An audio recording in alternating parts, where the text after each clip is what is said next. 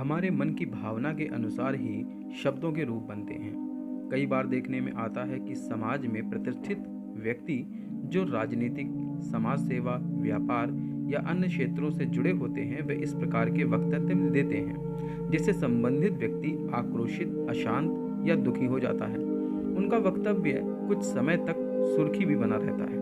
उनके पक्ष या विपक्ष में अपने अपने मत लेकर कुछ लोग अपना समय भी नष्ट करते हैं।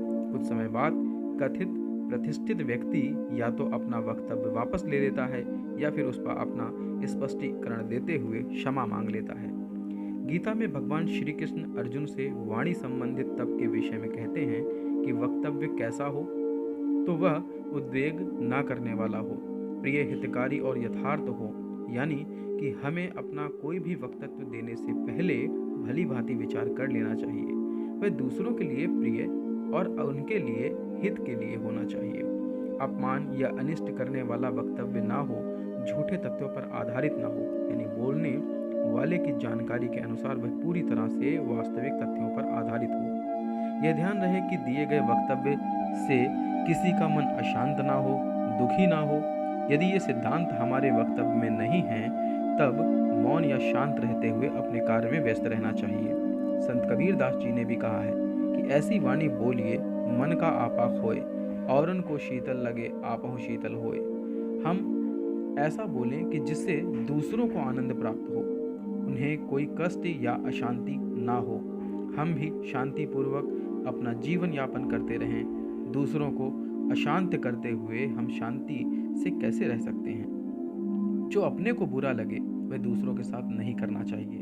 हमारी कटु वाणी दूसरों को तीर की तरह चुभ जाती है तो उसके साथ मधुर संबंध नहीं रह पाते हैं। कहा भी जाता है कि मधुर वचन औषधि, कटु वचन तीर है। महाभारत में आता है, दूसरों के मर्म पर आघात ना करें, क्रूरतापूर्ण बात ना बोलें, औरों को नीचा ना दिखाएं।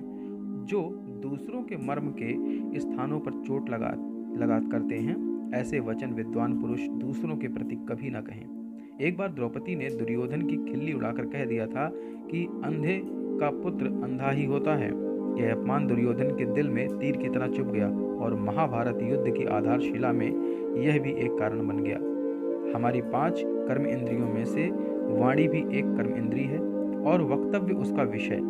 हमारे मन के भाव या विचार हमारे शब्दों से व्यक्त होते हैं। हम अपनी वाणी से किसी को अपना मित्र बना लेते हैं तो किसी को अपना शत्रु। कभी अशांत वातावरण को शांत कर देते हैं तो कभी अपने शब्दों के से हालात बदल देते हैं। शब्दों की महिमा है, शब्द नित्य होते हैं, इनका विनाश नहीं होता। यदि हम किसी व्यक्ति या समाज के लिए ऐसे शब्दों का इस्तेमाल करते हैं जो कि न तो दूसरों के हित में हैं, अप्रिय हैं, उन्हें उत्तेजित करने वाला है, असत्य पर आधारित और दुर्भाग्यवानपूर्ण है, तब हम अपना तो अहित कर ही रहे होते हैं, चारों तरफ दुर्भाव व अशुद्ध फैला रहे होते हैं।